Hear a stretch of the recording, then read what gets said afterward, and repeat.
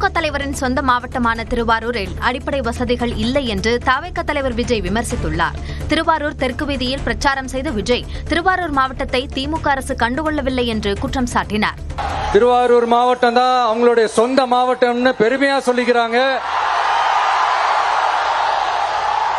ஆனா இங்க திருவாரூர் கருவாடா காயுது.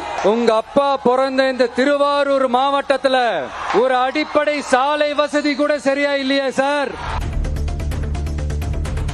மக்களுக்கு தொந்தரவு இருக்கக்கூடாது என்பதற்காகவே சனிக்கிழமைகளில் பிரச்சாரம் என்று தவிக தலைவர் விஜய் விளக்கமளித்தார். பரப்புரைக்கு வந்த விஜய் இஸ்லாமிய பெண் ஒருவர் தனது அன்பை தெரிவிக்கும் வகையில் வைத்திருந்த பதாகையை வாங்கி அதில் கையெழுத்திட்டார்.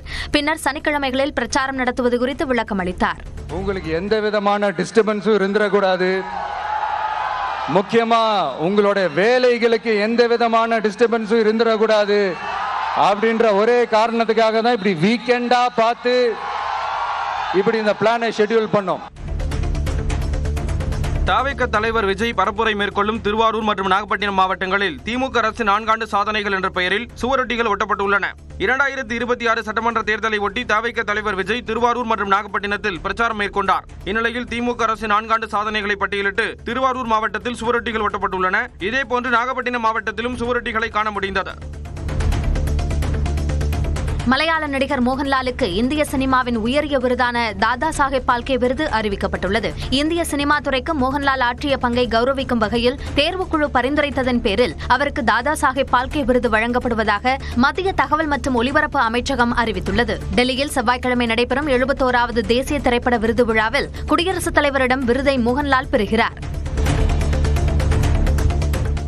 குஜராத்தில் பிரதமர் மோடி ரோட் ஷோ நடத்தினார். அந்த மாநிலத்தின் பாவ்நகர் பகுதியில் பிரதமர் மோடியின் ரோட் ஷோ நடந்தது. அவரை பார்க்க சாலையின் இரு மார்க்கத்திலும் பொதுமக்கள் திரண்டனர்.